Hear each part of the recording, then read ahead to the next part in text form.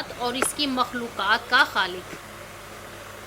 वही है कायनात और इसकी मखलूक़ात यानी तमाम जानदार जो उसने पैदा किए, तमाम मखलूक की जमा मखलूक़ात, खालिक पैदा करने वाला, यानी दुनिया की में जितनी भी मखलूक़ात हैं, जितनी भी जानदार चीज़ें हैं, उन सब को पैदा करने वाले अल्लाह ताला की ज़ात है। नबातात यानी पौधे, जमादात बेजान चीज़ें जैसे पहाड़ वगैरह, और हैवानात यानी जिन्नों इंस वगैरह का खालिक, यानी तमाम दुनिया की जितनी भी चीज़ें हैं उन सब को पैदा करने वाली अल्लाह ताला की ज़ात है।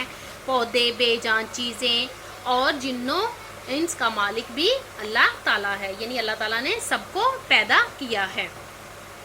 अब इसमें कौन कौन से पॉइंट्स के बारे में बताया जा रहा है। एक तो कायनात के निज़ाम का मालिक अल्लाह ताला है, दूसरा जानदारों का निज़ाम, नवाजने वाला, जमादात, नबातात, जानदार, बेजान, पौधे वगैरह, उन सब का मालिक जो है वो अल्लाह ताला है। अब हम चलते हैं इसकी तशरीह की तरफ। तो तशरीह के पहले मिसरा में हफीज़ जलंधरी खाल के कायनात की हमदो सना बयान करते हुए तशरीह तलब शेर के पहले मिसरा में अर्ज़ करते हैं कि अल्लाह ताला ही इस कायनात का खालिक है। ज़मीनों आसमान में जो इस कायनात का ज़ाहरी हिस्सा है, इसके अलावा इंसानी निगाहों से कायनात के बेशुमार राज छुपे हुए हैं। इन सब का खालिक और मालिक अकेला अल्लाह है, जिसका कोई शरीक नहीं।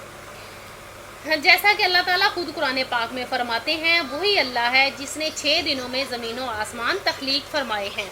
दूसरे मिसरा में शायर कहते हैं कि अल्लाह ने इस कायनात में 3 तरह की चीज़ें पैदा की हैं, मसलन नबातात, पौधे और जड़ी बूटियाँ वगैरह, जमादात, पहाड़ और ठोस चीज़ें, और हैवानात, तमाम तरह के जानवर जो बोलने और समझने की सलाहियत नहीं रखते, पैदा किए। लेकिन अल्लाह ताला ने इंसान को जो हैवान नातिक है अपना नायब बनाकर इज़्ज़त और सरफराजी अता फरमाई और उसे अशरफुल मखलूक़ात का शर्फ अता किया गया।